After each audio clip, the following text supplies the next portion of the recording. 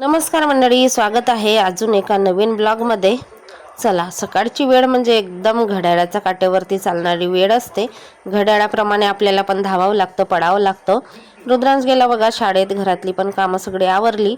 हेही गेले आपल्या कामावरती. माझी काय तर भांडे घासायचे होते, कपडे धुवायचे होते, बाकी अजून इतर छोटी मोठं कामं तर असतातच दिवसभर.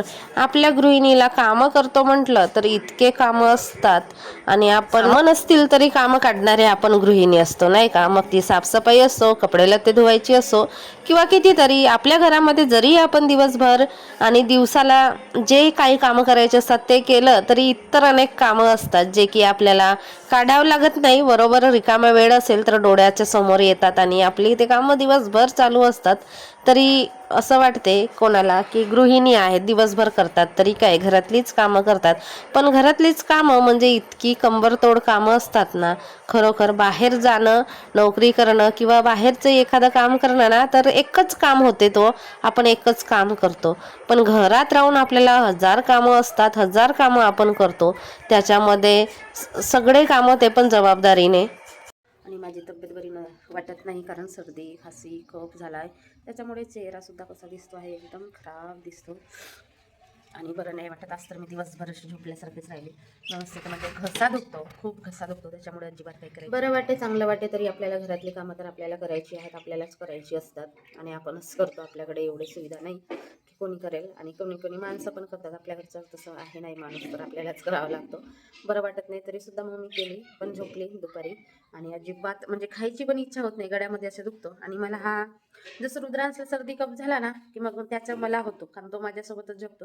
त्याचं मला होतं, तोंडाजवळ तोंड आणतो आपण, काही होतो. आणि सर्दी खाशी म्हटलं तर थोडेसे संसर्गजन्य आहेत घरात, एकाला झाला की दुसऱ्याला होतच होतं.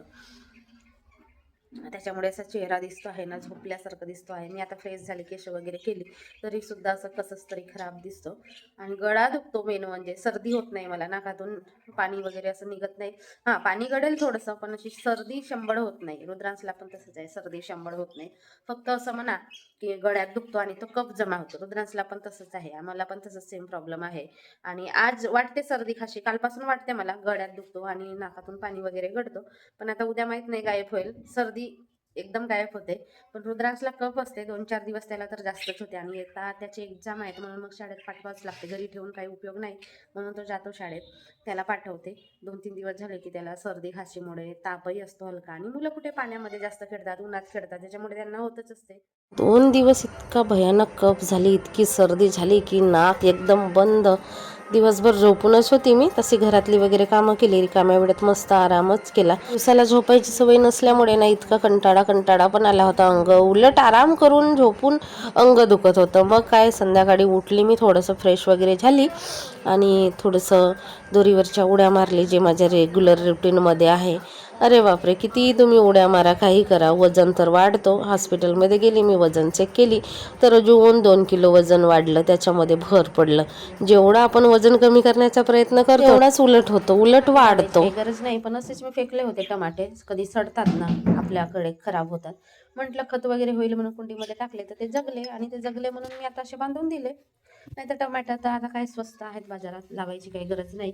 आणि गावाला गेलो होतो म्हणून आता भरपूर टोमॅटो आले होते ना इथे, झोके झोके, म्हणून मी असे प्लास्टिक बांधले, जेणेकरून आम्ही गावाला गेलो, बंदर वगैरे आले तर खाल्लं नाही पाहिजे, याच्यासाठी कडीपत्त्याचं झाड लावला तो पण. आणि ही पांढरी पांढरी काय बुरशीजन्य झाले आहे रोग, त्याच्याने कसतरी होतं. छोटीशी बघिया टाइमपासवाली. इथे दुसरा गुलाबाचा फुल असतो आहे बघा, छान असा. टमाटे पण लागलेले आहेत. रुद्रांश का नुसता पाणी देतो. आणि इथे कोथिंबीर लावला होता, कसे तरी आपल्याला अक्षा खायला भेटतील बाबा म्हणून.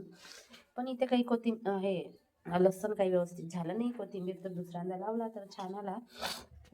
आणि मला झाली आहे खूप सर्दी. दुसऱ्या दिवशीचे सकाळ मी तर उठले लवकर, फिरून वगैरे आले, आणि हे बघा मस्त झोपलेलेच आहेत. आणि मी माझ्या कामाला लागली सुद्धा, कारण आपल्या गृहिणीचं एक रुटीन असते, ठरलेल्या वेळात झाली कामं तर बरी, नाही झाली तर मग उलट आपल्यालाच घाई गडबड धावपड होते. तर हे मस्त झोपलेलेच आहेत, आराम चालू आहे यांचं. सकाळचा स्वयंपाक इकडे झालेला आहे बघा, गरमागरम भात. आणि इथे मी करते भरलेली वांगी नाही, मसाला वांगी. मी भरली नाही वांग्याला, तर मग भरलेली वांगी म्हणताच येणार नाही. मसाला वांगी तर अशा पद्धतीने तळून घेतले मी वांगे. आणि बनवायचं हा आपला मसाल्याचा डब्बा नेहमी घासायचं तरी तसंच दिसते. 8 दिवसातून तर घासून होतेच किंवा 5-6 दिवसातून घासून होतेच. इकडे पीठ काढून ठेवलं पीठ मळायला. आता भाजी फोडणी देते, त्याच्यानंतर मी पीठ मळून घेणार आहे. सकाळी अशी घाई होते. आता वाजले किती 7 वाजले. 8 वाजेपर्यंत सगळं घरातलं उरकलं पाहिजे. फरशी पुसायची आहे अजून. माणसांच्या आधी पशुपक्ष्यांना चाहूल लागते की सकाळ होणार आहे किंवा पहाट होणार आहे. बरोबर त्यांचा चिवचिवाट चालू असतो. आमच्या घरात सुद्धा लवबर्ड आहेत, पण सकाळ व्हायच्या वेळेवर ते बरोबर चिव करत असतात, म्हणजे आपलं बडबड करत असतात. केव्हा केव्हा आमचा मालक, आमची मालकीन बाहेर नेतो आम्हाला उजेडामध्ये, असं त्यांना वाटत असते. त्यांचं चालू आहे बडबड, माझी कामं मी करत आहे, स्वयंपाक पाणी सकाळची. अद्रक लसूणची पेस्ट शिजली छान, असं सगळं मसाले टाकले बघा. तर मसाले तेल सुटेपर्यंत शिजू देते. मसाले शिजले तरच भाज्या टेस्टी लागतात असं म्हणतात आमच्या गावकडे. मसाले वगैरे छान शिजले, त्याच्यानंतर मी वांगे टाकले. आता 2-3 मिनटं मी ठेवू देते असं. मग आपल्याला पाहिजे तेवढं आपण पाणी टाकायचं रस्सा करण्यासाठी. थोडंसं मी 2-3 बाटलं पाणी भरून घेते, पाणी आलेलं आहे. तयार आहे बघा मस्त मसालेदार आपली वांग्याची भाजी. इतका दाट रस्सा आहे. जास्त अजून रस्सा केला तर मग भाज्या उरतात. खाणारे तर आम्ही दोघंच, रुद्रांस तर मायनसच आहे, तो खातो नाही तर खातही नाही, आणि वांग्याची भाजी तर खातच नाही. स्वयंपाक जरी लवकर करत असलो आम्ही, तरी जेवण काही आमचं लवकर होत नाही. आमचं म्हणजे मला पण 12-12:30 तरी वाजतात जेवायला. आणि ह्यांचं तर टायमिंग ठरलेलंच आहे.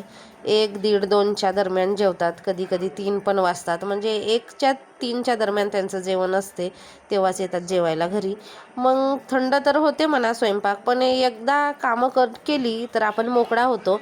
आणि रुद्रांसचं पण शाळेचं टायमिंग लवकर असते, त्याच्या घाईनेच मी स्वयंपाक करते. रुद्रांसला उठवायचं, त्याची तयारी करून द्यायची, शाळेत सोडायचं समोर जाऊन, मग हेही कामं असतात. म्हणून मग स्वयंपाक वगैरे झालं तर बरं पडते.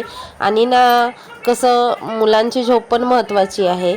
मी 8 वाजता तेव्हाच उठवते, आणि स्वतःच्या मनाने उठेल तर ती गोष्ट वेगळी आहे. चला, इथेच मी आपल्या ब्लॉगचा एंड करते.